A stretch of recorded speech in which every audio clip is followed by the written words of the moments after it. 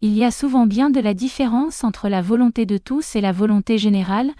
Celle-ci ne regarde qu'à l'intérêt commun, l'autre regarde à l'intérêt privé, et n'est qu'une somme de volontés particulières.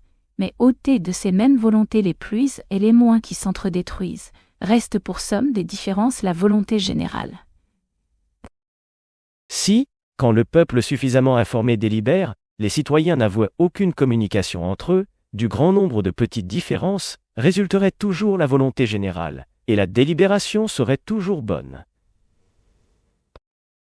Mais quand il se fait des brigues, des associations partielles aux dépens de la grande, la volonté de chacune de ces associations devient générale par rapport à ses membres, et particulière par rapport à l'État. On peut dire alors qu'il n'y a plus autant de votants que d'hommes, mais seulement autant que d'associations. Les différences deviennent moins nombreuses et donnent un résultat moins général.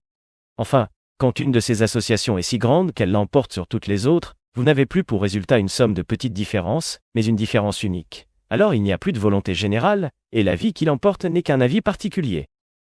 Il importe donc, pour avoir bien l'énoncé de la volonté générale, qu'il n'y ait pas de société partielle dans l'État, et que chaque citoyen n'opine que d'après lui.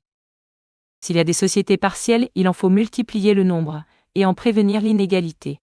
Ces précautions sont les seules bonnes pour que la volonté générale soit toujours éclairée, et que le peuple ne se trompe point.